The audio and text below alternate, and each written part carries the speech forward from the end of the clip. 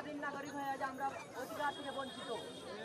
আমরা রাজপথে এসেছি আমাদের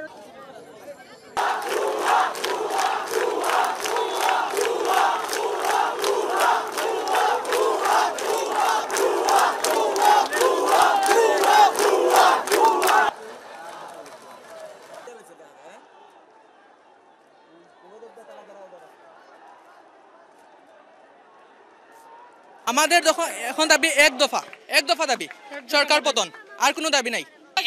এই আহ্বানটা প্রথমে জানাতে পারতেন, কিন্তু আমাদের এত লাশ পড়ার পরে উনি আহ্বান জানাচ্ছে, লাশের ওপরে কোনো ধরনের সংলাপ নাই। আমরা এই সংলাপের ধিক্কার এবং প্রতিবাদ জানাচ্ছি। আমরা শান্তিপূর্ণভাবে আমাদের আন্দোলনটা চালিয়ে যাচ্ছি। আমরা আইনের প্রতি শ্রদ্ধাশীল, আমরা কোনো বিশৃঙ্খলা করতে চাই না। আমরা দেশকে ভালোবাসি, দেশের জনগণকে ভালোবাসি। আমরা চাই মাননীয় প্রধানমন্ত্রী আমাদের সেই যুক্তিপূর্ণ দাবিগুলো মেনে নেবেন, এই আশা আপনাদের কাছে রাখছি। আপনারা প্রচার করুন। ৩৩ জুলাই এসে সংলাপের কি পয়েন্ট? আসলে এতদিন পরে এসে সংলাপ করার তো সুযোগ আগে ছিল, তার আগে তো সে সবার বুকের উপরে গুলি চালায় দিচ্ছে, একবারও তো ভাবে নাই। তো এখন মেট্রো রেলের কাছে গিয়ে সংলাপ করতে পারে, দেখেন ওখানে কেউ আসে নাকি। এখানে যারা দাঁড়িয়েছে, এখানে আসার আগে এখানে আর কি 9 দফা দাবির জন্যই দাঁড়ানো হয়েছে। ওটাই আমাদের কর্মসূচির আর কি ঘোষণা ছিল।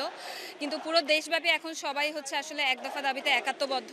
তো ওটার অফিসিয়াল স্টেটমেন্ট যদি চলে আসে, আমার মনে হয় যে সবাই আসলে সামনে এক দফা দাবির দিকেই আগাবে। আপনার পরিবেশ থেকে কি মনে হয় এক দফা দাবি কি হতে পারে? দেশে যে চালনা করে তার পদত্যাগ অবশ্যই, তো আলটিমেটলি ওই 9 দফা যেহেতু পূরণ হয়নি, এক দফা বলতে এটাই হবে যে যার 9 দফা পূরণ করার কথা ছিল সেও যেহেতু করেনি, তাহলে তার সিটটা, তার গদিটা ছাড়তে হবে।